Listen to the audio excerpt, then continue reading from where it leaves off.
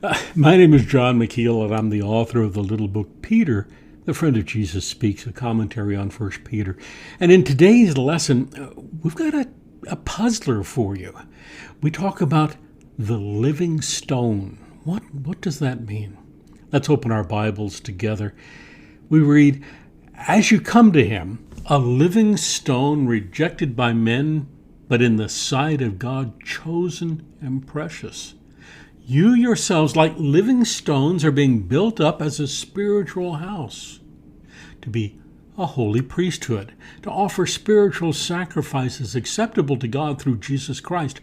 For it stands in Scripture, 'Behold, I am laying in Zion a stone, a cornerstone chosen and precious, and whoever believes in him will not be put to shame.'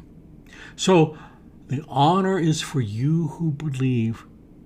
But for those who do not believe, the stone that the builders rejected has become the cornerstone and a stone of stumbling and a rock of offense.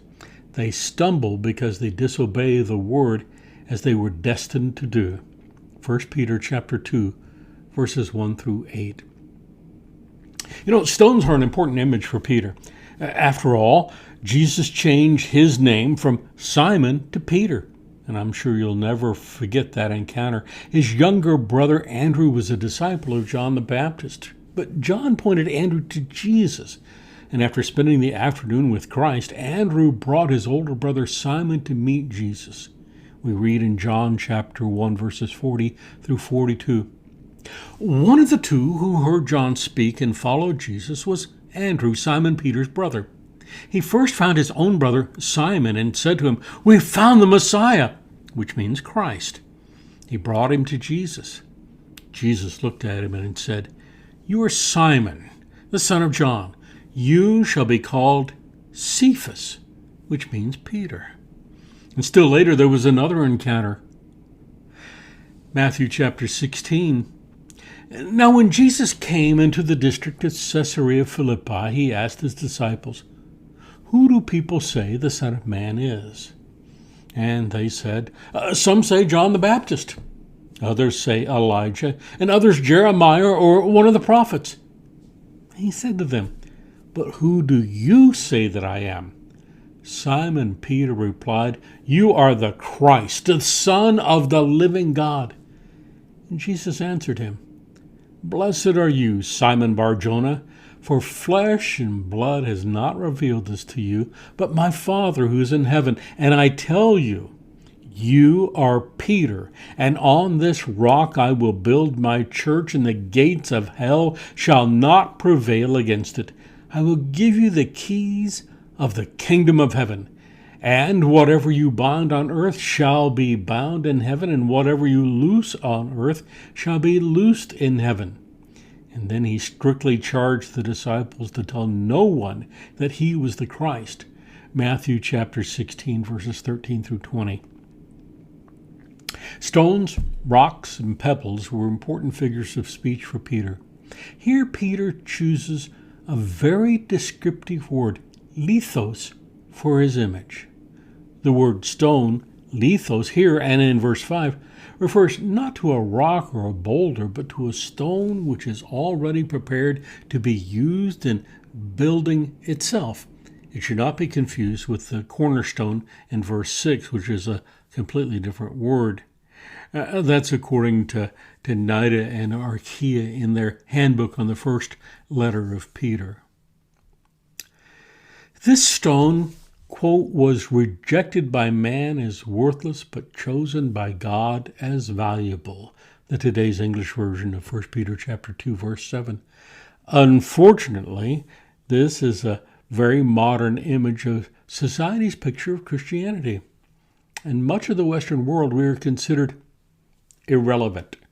Moderns put their faith in technology. In the science fiction movies of the 50s and 60s, in times of disaster, there's a rush to save the scientist. The 2015 movie, The Martian, is about an astronaut who is left for dead on the red planet. The character of Matt Watney concludes, "In the face of overwhelming odds, I'm left with only one option.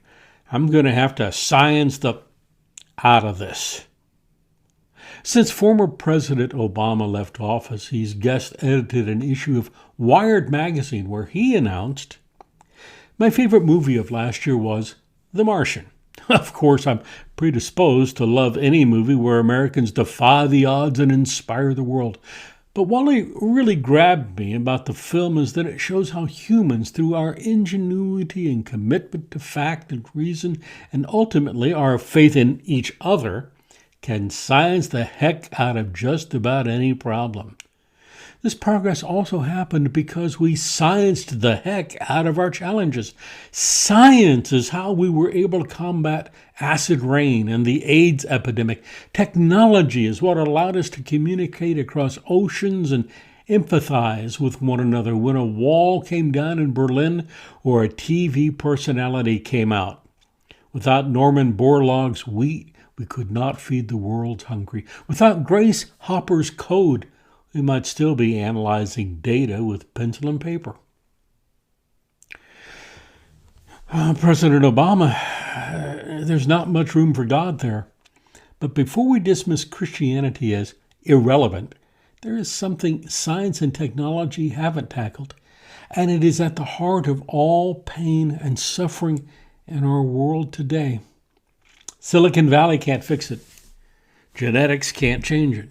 Sending a rocket to Mars won't fix it either. It's the problem at the heart of the human condition: sin. And until sin is addressed, there will always be evil. There will always be selfish people, broken relationships, pride, envy, anger, hatred, prejudice, and war. The stone the builders rejected, ancient and modern, is the cornerstone chosen and precious, and whoever believes in him will not be put to shame. See you next time.